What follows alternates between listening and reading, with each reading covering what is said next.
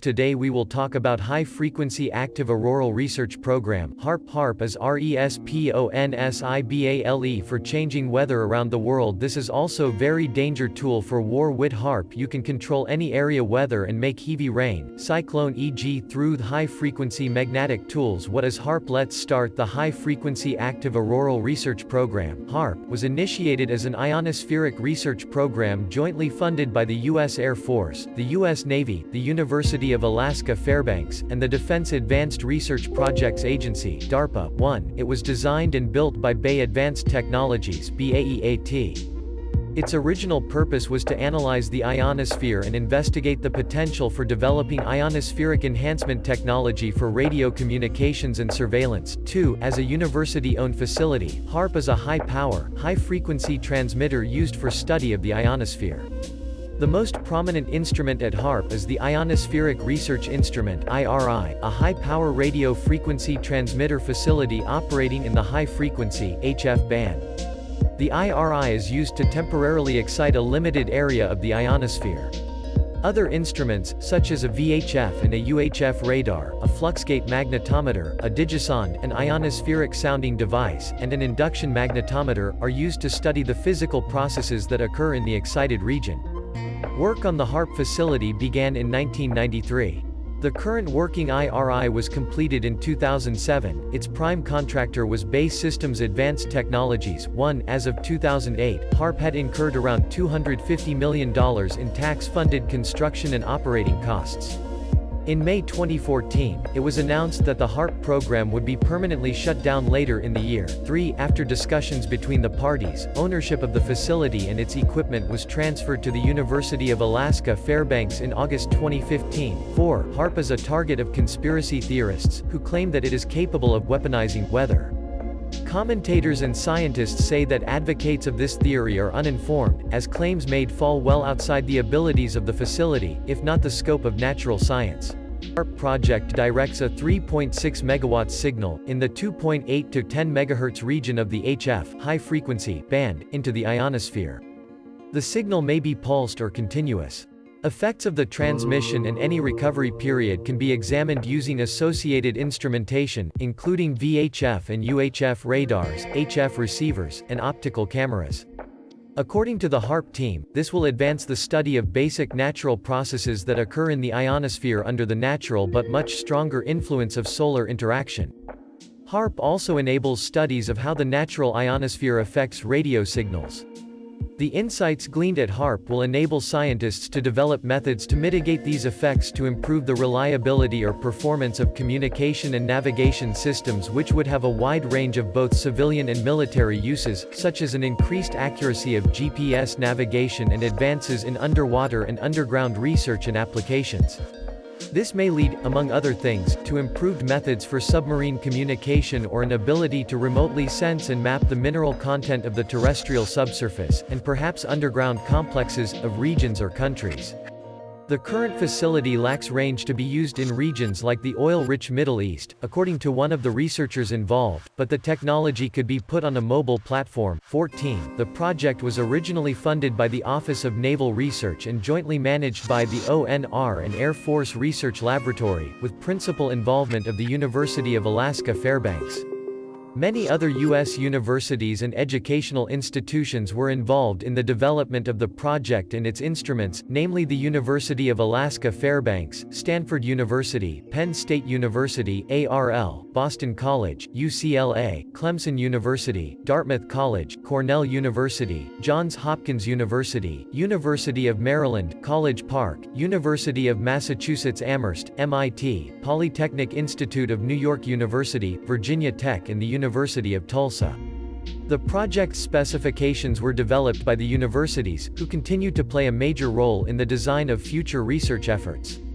According to HAARP's original management, the project strove for openness, and all activities were logged and publicly available, a practice which continues under the University of Alaska Fairbanks. Scientists without security clearances, even foreign nationals, were routinely allowed on site, which also continues today. HAARP hosts an open house annually, during which time any civilian can tour the entire facility.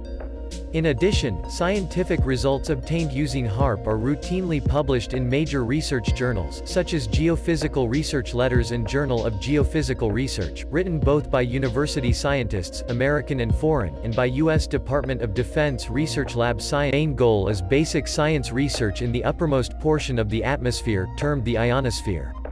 Essentially a transition between the atmosphere and the magnetosphere. The ionosphere is where the atmosphere is thin enough that the sun's X-rays and UV rays can reach it, but thick enough that there are enough molecules present to absorb those rays. Consequently, the ionosphere consists of a rapid increase in density of free electrons, beginning at approximately 70 km, reaching a peak at approximately 300 km, and then falling off again as the atmosphere disappears entirely by approximately 1,000 km. Various aspects of HAARP can study all of the main layers of the ionosphere. The profile of the ionosphere is highly variable, changing constantly on timescales of minutes, hours, days, seasons, and years. This profile becomes even more complex near Earth's magnetic poles, where the nearly vertical alignment and intensity of Earth's magnetic field can cause physical effects like the aurora. The ionosphere is traditionally very difficult to measure. Balloons cannot reach it because the air is too thin, but satellites cannot orbit there because the air is too thick. Hence, most experiments on the ionosphere give only small pieces of information. HAARP approaches the study of the ionosphere by following in the footsteps of an ionospheric heater called EISCAT near Tromsø, Norway. There, scientists pioneered exploration of the ionosphere by perturbing it with radio waves in the 2 to 10 MHz range, and studying how the ionosphere reacts. HAARP performs the same functions but with more power and a more flexible and agile HF beam. Some of the main capabilities of HAARP include, generating very low frequency (VLF) radio waves by modulated heating of the auroral electrojet, useful because generating VLF waves ordinarily requires gigantic antennas generating artificial airglow, which is typically subvisual but routinely detectable.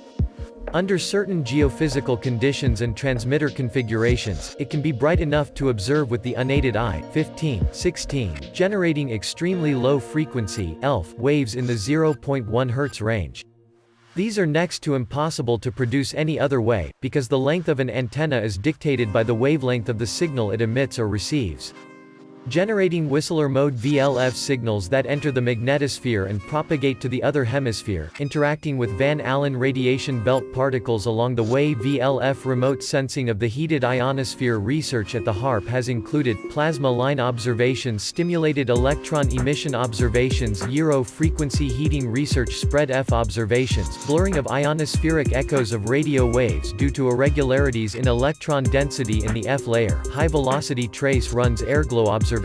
17, heating-induced scintillation observations, VLF and ELF generation observations. 18, radio observations of meteors, polar mesospheric summer echoes (PMSE), have been studied, probing the mesosphere using the IRI as a powerful radar, and with a 28 MHz radar and 2 VHF radars at 49 MHz and 139 MHz.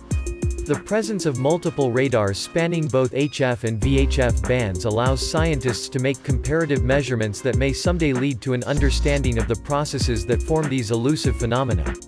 Research into extraterrestrial HF radar echoes, the Lunar Echo Experiment 2008, 19, 20, testing of spread spectrum transmitters 2009, meteor shower impacts on the ionosphere, response and recovery of the ionosphere from solar flares and geomagnetic storms, the effect of ionospheric disturbances on GPS satellite signal quality, producing high-density plasma clouds in Earth's upper atmosphere 21, underground imaging 22, research conducted at the HAARP facility has allowed the U.S. military to perfect communications with its fleet of submarines by sending radio signals over long distances. For now, take a care of yourself video created by YouTube SS's Saya.